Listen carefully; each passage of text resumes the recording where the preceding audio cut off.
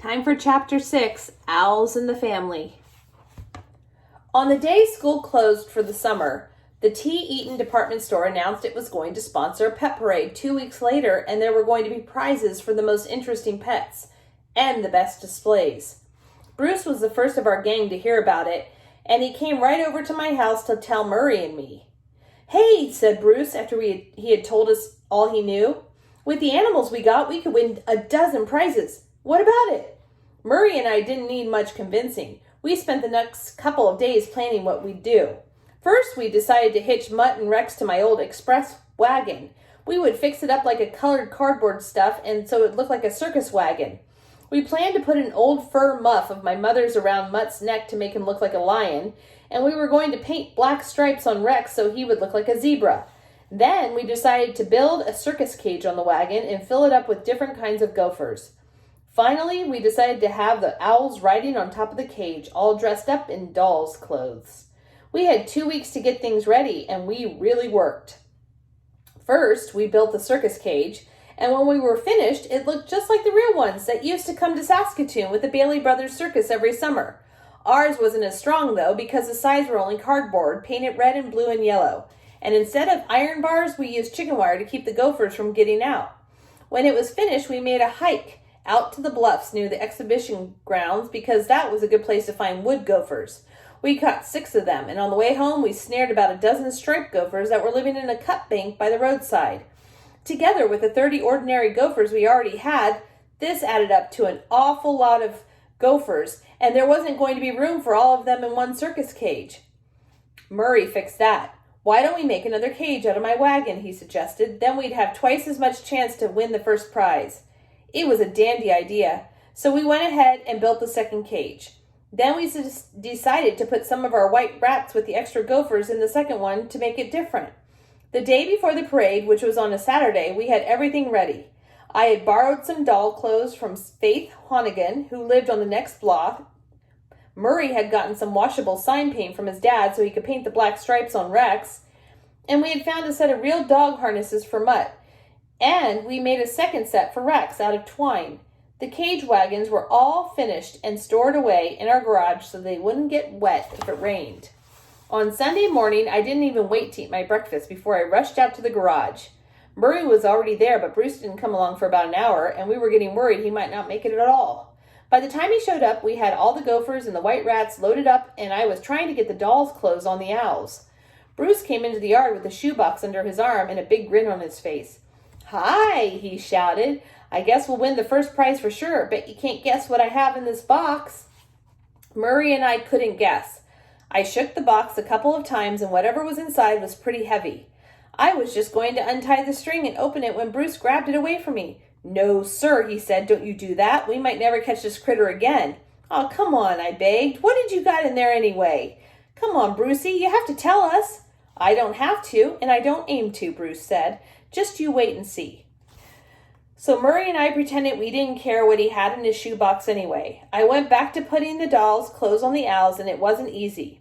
Weeps just stood there and whimpered while I pulled a pink dress over his head and pinned a floppy hat on him.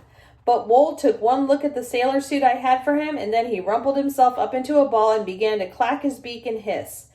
It took 2 of us to hold him down while we got him dressed, and by the time we were finished, he was in a terrible temper. We couldn't trust him to stay quietly on the wagon top after all that fuss, so we decided to tie him to it with some twine around his legs, and that made him madder still. While Bruce and I were working on the owls, Murray was trying to paint the stripes on Rex. Rex didn't like it, and there was about as much black paint on Murray as on the dog. Then Murray said he might as well finish what Rex had started, so he smeared black paint all over his own face and said he would go to the parade dressed as a Zulu warrior. Just before we were ready to start for downtown, Bruce took the paintbrush and printed some words on the shoebox, and then he tied the box to the top of the second wagon, and what he printed was, "Surprise pet, do not feed." We harnessed up the dogs with Mutt leading because he knew how to pull in harness, and Rex didn't. Rex didn't seem to want to learn either. He kept pulling off to one side, and every time he did it, he almost upset the wagons. We had an awful time getting our outfit all the way downtown, and we were nearly late for the parade, which started at 10 o'clock. One thing, though, by the time we did get there, old Rex was just about worn out, and he had stopped acting like a bucking bronco. The parade formed in front of the Carnegie Public Library, and then it was supposed to go about 6 blocks to the T. Eaton store where the judge's stand was. It seemed like 1,000,000 kids were there with every kind of pet you ever saw. One little boy, about 5 years old, was leading a Clydesdale horse as big as an elephant, and the horse had baby on the blanket it was wearing. If that thing was a baby, I hoped to eat it. There was a lot of goats, and it was a hot day, and you could smell goats all over Saskatoon. Some of the girls were wheeling cats along in baby carriages, and the cats were wearing silly hats and were pinned down under lacy covers. And some of them were yowling fit to scare the dead. There were even more dogs than you could shake a stick at, and every kind of dog you ever heard of, and a lot of kinds that nobody had ever heard about. Right in the middle of the parade was a boy leading a pet skunk on a string. He had the middle of the parade all to himself, too. Nobody was crowding around him. There were pet rabbits, ducks, chickens, geese, a couple pigs, and a bunch of pedigreed calves. There was even one little boy carrying a quart jar full of water with a bunch of tadpoles swimming around in it. You'd expect lots of trouble, what with all the animals and the fact that it was a hot day and everybody was excited, and there was so much noise, but there really wasn't much trouble.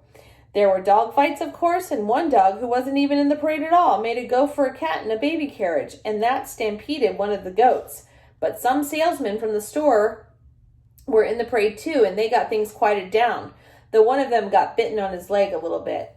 It took about an hour for our outfit to get opposite the judge's stand. There were 5 judges, some women and some men. The mayor of Saskatoon was one of them. There were 2 Mounties beside the stand dressed in their red coats.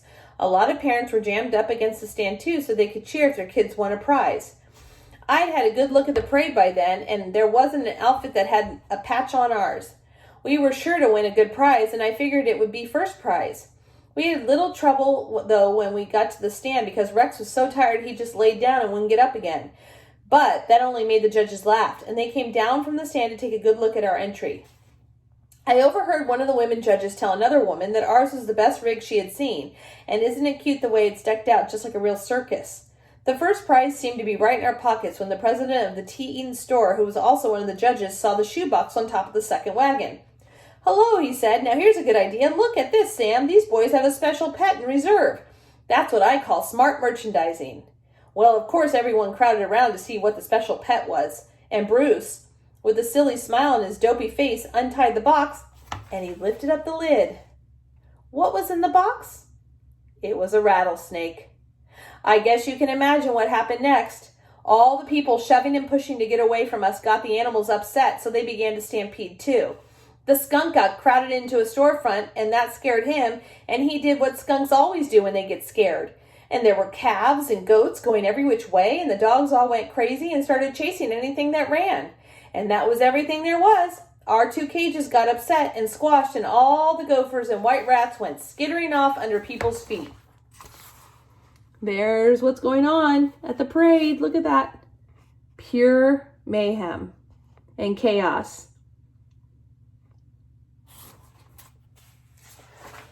Wool climbed up on top of my head and started beating his wings so I couldn't see too much of what was happening, but I could still hear it. Women were screaming, and one of the Mounties had hauled out his big revolver and was waving it in the air, while the other one never stopped blowing his silver whistle. All you could hear were yells and howls and barks and screams and yowls. I tell you, there never have been anything like it in Saskatoon for 100 years.